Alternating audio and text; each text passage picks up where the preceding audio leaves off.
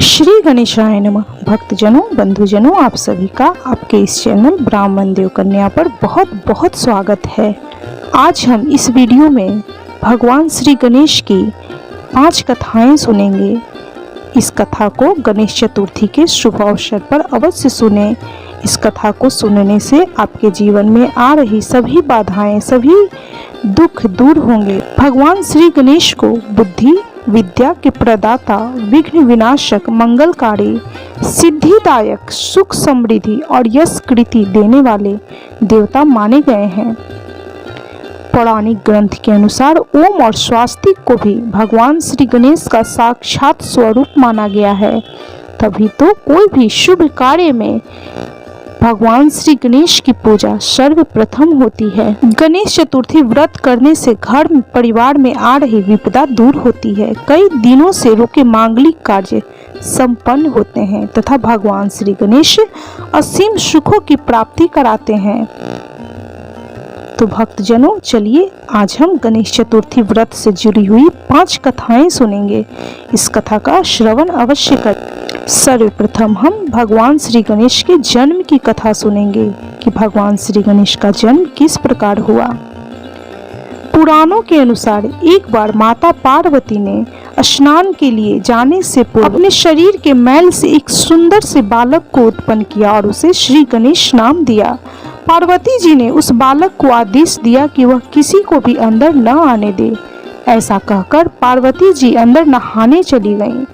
जब भगवान शिव जी वहां आए तो बालक ने उन्हें अंदर जाने से रोक दिया और बोले कि अंदर मेरी माँ नहा रही है, आप अंदर नहीं जा सकते हैं। शिव जी इन बातों से अनजान थे कि वो सामने जो बच्चा है वो उन्हीं का पुत्र है। शिव जी ने गणेश जी को बहुत समझाया कि पार्वती मेरी पत्नी है, पर बाल गणेश नहीं माने। तब शिव जी को बहुत गुस्सा आया और उन्होंने गणेश जी की गर्दन अपनी त्रिशूल से काट दी और अंदर चले गए। जब पार्वती जी ने शिव जी को अंदर देखा तो बोली कि आप अंदर कैसे आ गए? मैं तो बाहर श्री गणेश को बैठा कर आई थी। तब शिव जी ने कहा कि मैंने उसको मार दिया है। तब माता पार्वती ने रौद्र रूप धारण कर लिया। उन्होंने कहा कि वह मेरा पुत्र है।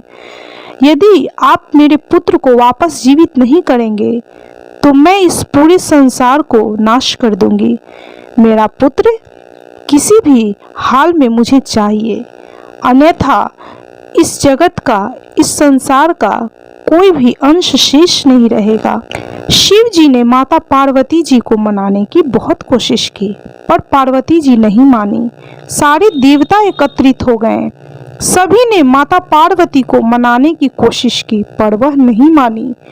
तब शिव जी ने भगवान श्री हरि विष्णु जी से कहा कि ऐसे बच्चे का सिर लेकर आएं जिसकी माँ अपने बच्चे की तरफ पीठ करके सो रही हो।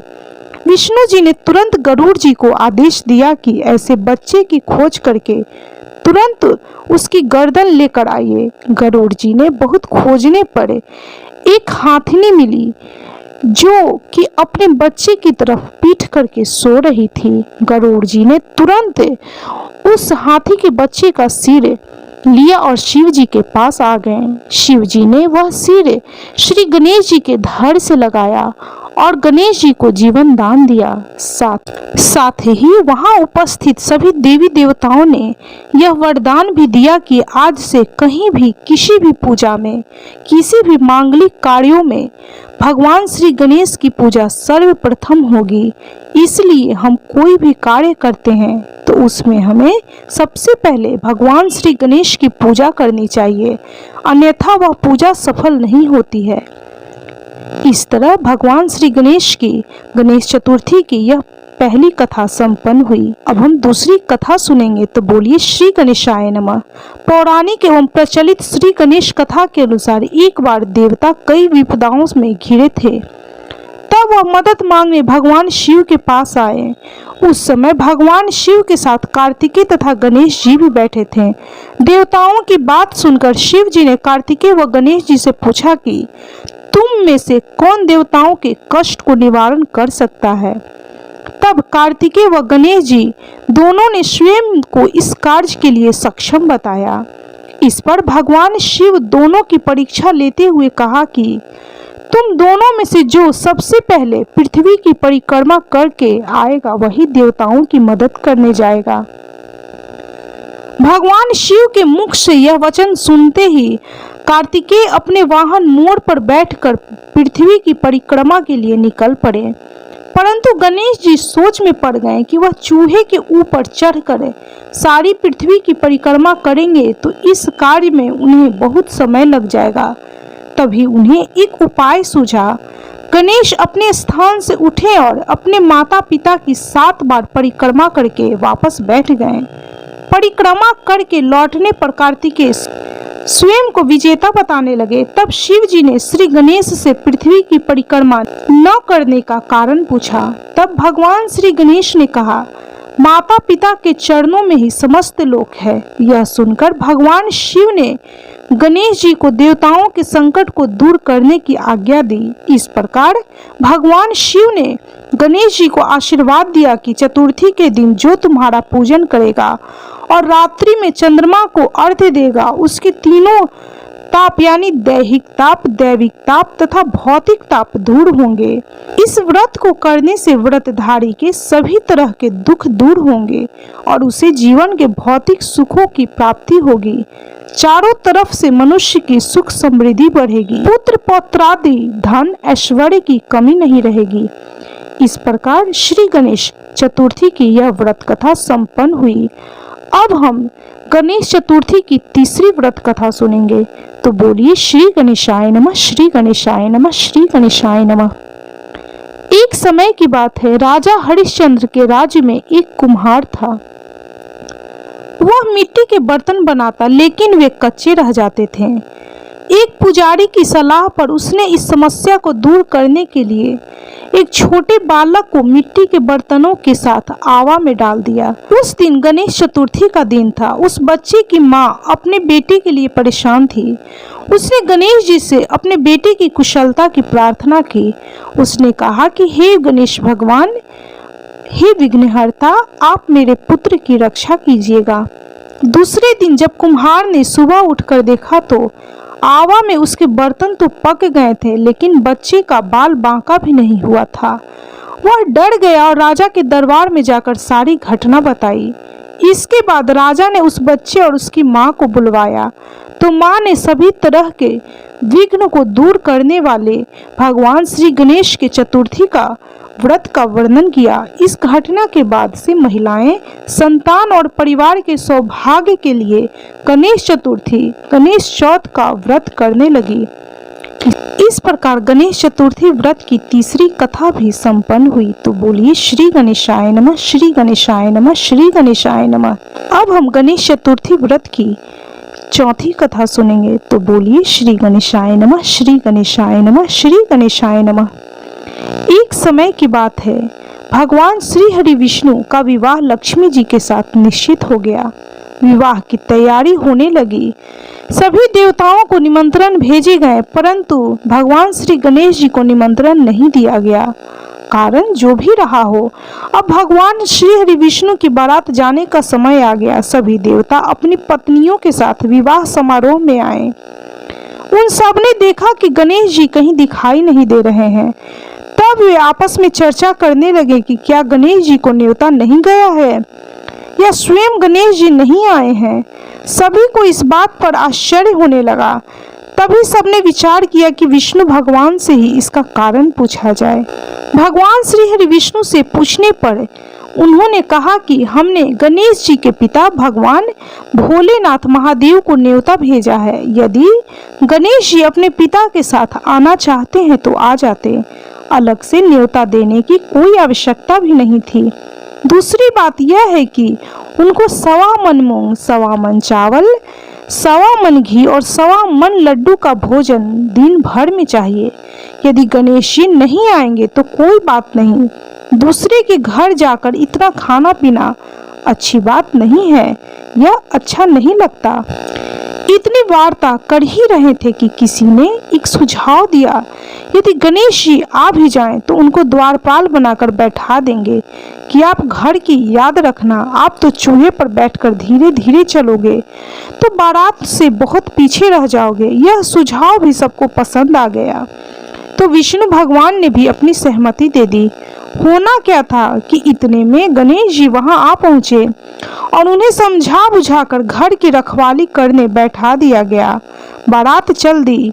तब नारद जी ने देखा कि श्री गणेश जी तो दरवाजे पर ही बैठे हुए हैं, तो वे गणेश जी के पास गए और बोले, नारायण नारायण, हे भगवान, आपके रुकने का क्या कारण है? गणेश जी कहने लगे कि भगवान श्री हरि विष्णु ने मेरा बहुत अपमान किया है। नारद जी ने कहा, नारायण नारायण, आप अपनी मूषक सेना को आगे भेज दें तो वह रास्ता खोद देगी जिससे उनके वाहन धरती में धंस जाएंगे। तब आपको सम्मान पूर्वक उन्हें बुलाना पड़ेगा। अब तो गणेश जी ने अपनी मूषक सेना जल्दी से आगे भेज दी और सेना ने जमीन पोली कर दी। जब बारात वहां से निकली तो रथों के पहिए धरती में धंस गए। लाख कोशिश करे परंतु पहिए नहीं निकले। सभी ने अपने अपने उपाय किए परंतु पहिए तो नहीं निकले बल्कि जगह जगह से टूट गए। किसी की समझ में नहीं आ रहा था कि अब क्या किया जाए। तब नारद जी ने कहा, नारायण नारायण, आप लोगों ने गणेश जी का अपमान करके अच्छा नहीं किया। यदि उन्हें मनाकर लाया जाए तो आपका कार्य अवश्य सिद्ध हो जाएगा और यह संकट टल सकता है। भगवान शंकर ने अपने दूत नंदी को भेजा और वे गणेश जी को लेकर आए। श्री गणेश जी का आदर सम्मान के साथ पूजन किया। तब कहीं रथ के पहिए निकले। अब रथ के पहिए निकल तो गए परंतु वे टूट फूट गए तो उन्हें सुधारे कौन? पास के खेत में खाती काम कर रहा था, उसे बुलाया गया। खाती अपना कार्य करने से पहले श्री गणेशाय नमः कहकर गणेश जी की वंदना मन ही मन करने लगा। देखते ही देखते खाती ने सभी पहियों को ठीक कर दिया। तब खाती कहने लगा कि हे देवताओं, आपने सर्वप्रथम गणेश जी को नहीं मनाया होगा और न ही उनकी पूजन की होगी, इसलिए तो आपके साथ यह संकट आया है। हम तो मूर्ख अज्ञानी हैं। फिर भी पहले गणेश जी का पूजन करते हैं, उनका ध्यान करते हैं।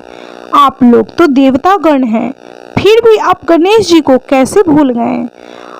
अब आप लोग भगवान श्री गणेश जी की जय बोलकर जाएं तो आपके सब काम बन जाएंगे और कोई संकट भी नहीं आएगा।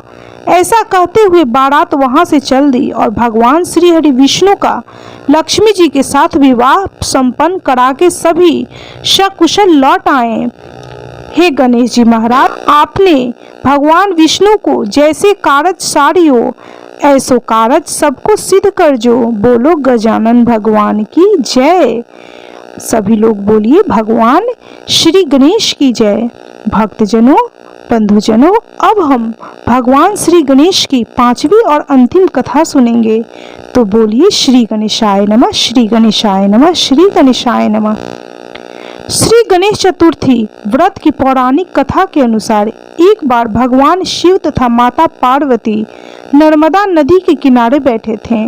वहां माता पार्वती ने भगवान शिव से समय व्यतीत करने के लिए चौपड़ खेलने को कहा।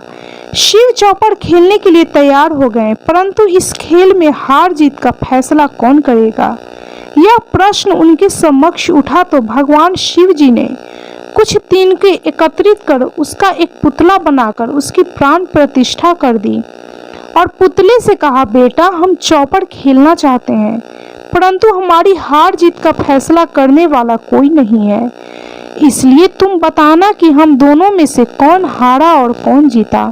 उसके बाद भगवान शिव तथा माता पार्वती का चौपड़ खेल शुरू हो गया। यह खेल 3 बार खेला गया और संयोग से तीनों बार माता पार्वती ही जीत गईं। खेल समाप्त होने के बाद बालक से हार जीत का फैसला करने के लिए कहा गया तो उस बालक ने झूठ बोलते हुए महादेव जी को विजयी बताया। यह सुनकर माता पार्वती क्रोधित हो गईं और क्रोध में उन्होंने बालक को लंगड़ा होने, कीचड़ में पड़े रहने का श्राप दे दिया। बालक ने माता पार्वती से माफी मांगी और कहा कि मुझसे यह अज्ञानतावश हुआ है, मैंने किसी द्वेष भाव में ऐसा नहीं किया है। बालक द्वारा क्षमा मांगने पर माता पार्वती ने कहा, यहाँ गणेश पूजन के लिए नाग कन्याएं आएंगी, उनके कहे अनुसार तुम गणेश व्रत करो, ऐसा करने से तुम मुझे प्राप्त करोगे। यह कहकर माता पार्वती शिव के साथ कैलाश पर्वत पर चली गईं। 1 वर्ष के बाद उस स्थान पर नाग कन्याएं आईं। तब नाग कन्याओं से श्री गणेश के व्रत की विधि मालूम करने पर उस बालक ने 21 दिन लगातार श्री गणेश जी का व्रत किया। उसकी श्रद्धा से भगवान श्री गणेश जी प्रसन्न हुए। उन्होंने बालक को मनोवांछित फल मांगने के लिए कहा।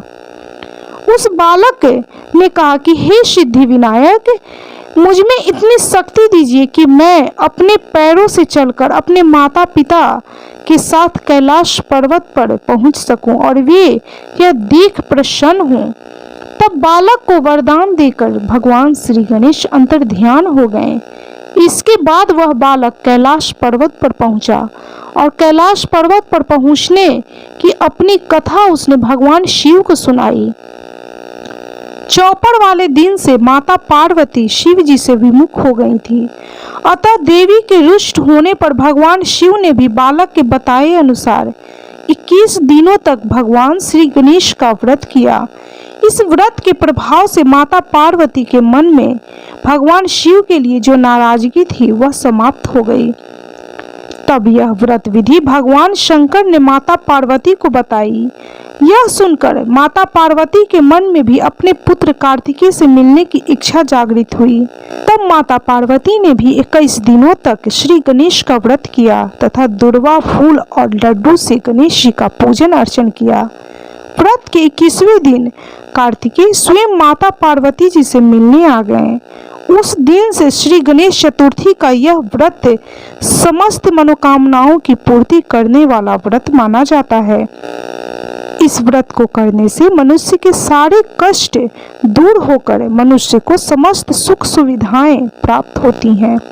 इस प्रकार गणेश चतुर्थी व्रत की यह 5 कथाएं संपूर्ण हुई। भक्तजनों, बंधुजनों, इस कथा को सुनने वाले सभी श्रोता गणों के जीवन में जो भी कठिनाइयां हैं, जो भी दुख हैं, उन सभी को विघ्नहर्ता भगवान श्री गणेश दूर करेंगे और आपके घर में शुभ और मांगलिक कार्यों का आरंभ करेंगे। आपके जीवन में जो भी कठिनाई है, जो भी मुश्किलें हैं, उन सभी को दूर कर भगवान श्री गणेश आपके जीवन में सुख, शांति और समृद्धि लाएंगे। यदि आपको यह 5 कहानियाँ भगवान श्री गणेश की चतुर्थी व्रत की यह कथाएं अच्छी लगी हो तो कृपया वीडियो को लाइक कीजिए, शेयर कीजिए। यदि आपके द्वारा इस कथा को कोई और भी सुनेगा तो उसका पुण्य फल आपको जरूर प्राप्त होगा। और अगर आप चैनल पे नए हैं तो कृपया चैनल को सब्सक्राइब जरूर कर लें और बेल आइकन को भी प्रेस कर लें ताकि आगे से मैं जो भी कथा अपलोड करूं उसका नोटिफिकेशन सबसे पहले आपके पास जाए और आप उन कथाओं का रसपान अवश्य कर सकें और कमेंट में श्री गणेशाय नमः अवश्य लिखें।